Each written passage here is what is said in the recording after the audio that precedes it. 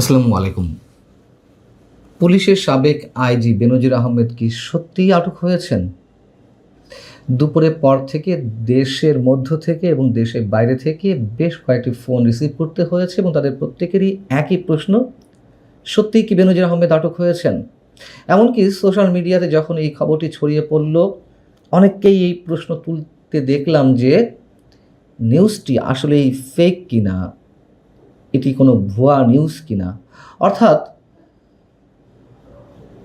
বেনজির আহমেদ যে আটক হতে পারেন এটি অনেকেরই ধারণার বাইরে। কিন্তু কারণ কি? এবং সরকারের পক্ষ থেকে কি দাবি করা হচ্ছে সেটিও বা কতখানি বাস্তবসম্মত? বেনজির আহমেদের আন্তর্জাতিক কানেকশন রয়েছে বেশ শক্ত, সব সেক্টরেই তার একটা ভালো যোগাযোগ রয়েছে। তিনি 5 কোটি টাকা দিয়ে তুরস্কের নাগরিকত্ব নিয়েছেন। স্পেনে তার স্ত্রী জিসান মির্জার নামে সেকেন্ড হোম রয়েছে। অর্থাৎ সব কিছু মিলিয়ে মানুষের ধারণা তিনি ধরাছোঁয়ার বাইরেই থাকবেন। এবং দুবাইতে তিনি আটক হতে পারেন এটিও মানুষ বিশ্বাস করছিল না। কেউ বলছে না তিনি তুরস্কে আছেন, কেউ বলছিলেন না তিনি তো সিঙ্গাপুরে আছেন, ইত্যাদি ইত্যাদি। যাই হোক, বেনজির আহমেদ আটকের খবরের পর যেটি সত্যি কথা, আমি নিজেও ভাবছিলাম যে তিনি যদি আটক হয়েই থাকেন নিশ্চয়ই আজ আটক হননি, আরও আগেই আটক হয়েছেন। তার কারণ বেনজির আহমেদ যেই সে ব্যক্তি নন।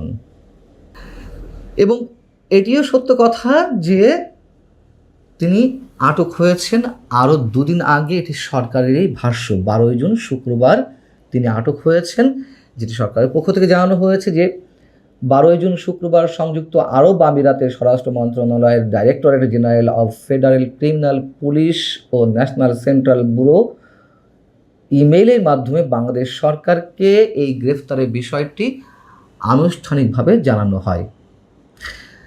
এবং আমার ধারণা 12 জুন না, তারও আগে আটক হয়েছেন এবং এর মধ্য দিয়ে হয়তো তাকে ইন্টারোগেশনেও নেওয়া হয়েছে, অনেক কিছু জানা শোনা বোঝার চেষ্টা করা হয়েছে এবং অন্তরালে আরও কিছু ঘটতে পারে। নিশ্চয় সেগুলো এখানে বলতে চাই না কনফার্ম না হয়ে। এবং নিশ্চিতভাবে যেটি জানা গেছে যে বেনজির আহমেদ বর্তমানে আবুধাবিতে পুলিশি হেফাজতে রয়েছেন। এবং এটিও ভাবছিলাম যখন শুনি যে বেনজির আহমেদকে আটক করা হয়েছে আবুধাবিতে, নিশ্চয়ই বিএনপি সরকার এর কৃতিত্ব নেবে। আমরা দেখলামও তাই, কিন্তু এমনভাবে কৃতিত্বটা নেবে তা অবশ্য ভাবতে পারিনি। আমাদের স্বরাষ্ট্রমন্ত্রী সালাউদ্দিন আহমেদ সাহেব সংসদে দাঁড়িয়ে কি বললেন? এটি বাংলাদেশ পুলিশের একটি ঐতিহাসিক সাফল্য।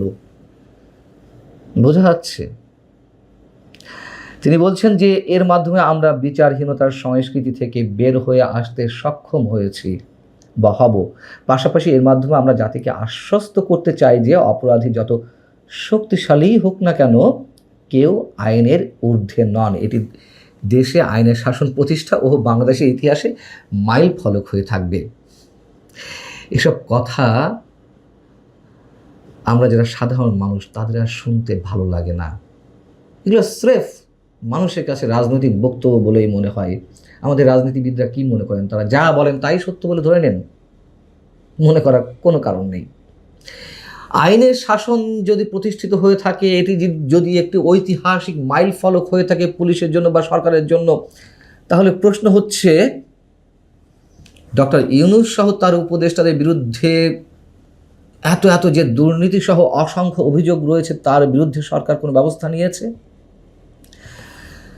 হামে আক্রান্ত শত শত শিশু যে নিহত হলো বা এখনও নিহত হচ্ছে, সে বিষয়ে ডক্টর ইউনূস বা তার স্বাস্থ্য উপদেষ্টা নূরজাহান বেগমকে কি জবাবদিহিতার আওতায় আনা হয়েছে, যেখানে আন্তর্জাতিক বিভিন্ন সংস্থা তাদেরকে দায়ী করছে এই ঘটনার জন্য?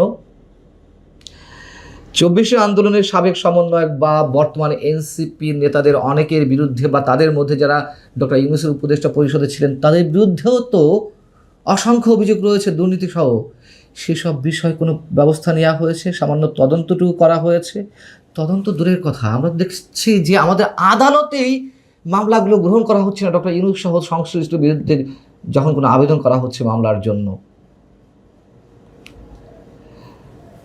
এবং আমরা তো এও জানি দুর্নীতি মামলাগুলোর অন্যতম আসামি এস আলম গ্রুপের কর্ণধার সাইফুল আলম সহ সংশ্লিষ্ট 3 জনের বিরুদ্ধে ইন্টারপোলের মাধ্যমে রেড নোটিশ জারি করার নির্দেশ দিয়েছে আদালত সেই 2025 সেপ্টেম্বরে।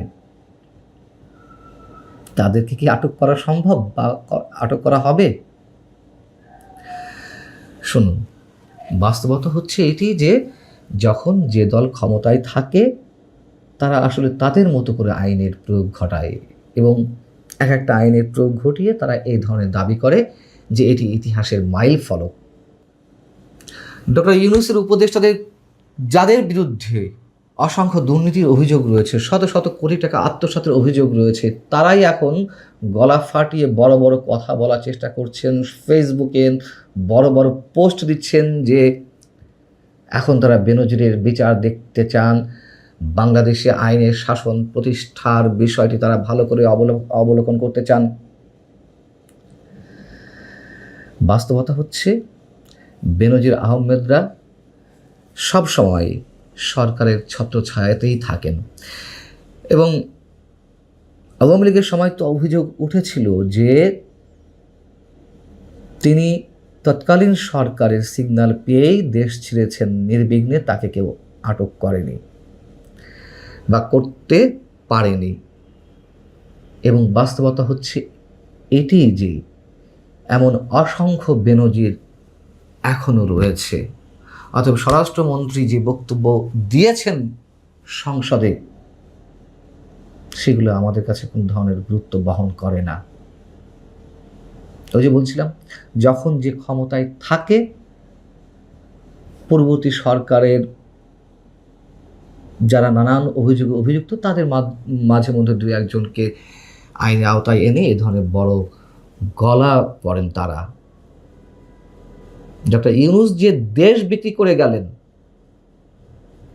আমাদের স্বাধীনতা সার্বভৌমত্ব বিকিয়ে দিলেন, তার কি হবে? তার কোনো জবাব আছে বর্তমান সরকারের কাছে? বরং বর্তমান সরকার ডক্টর ইউনূসের অসম্পূর্ণ কাজই সম্ভবত এগিয়ে নিয়ে যাচ্ছে। তাহলে এই প্রশ্ন আকারেই রাখতে হচ্ছে আমাদেরকে। ভালো থাকুন সবাই, আল্লাহ হাফেজ।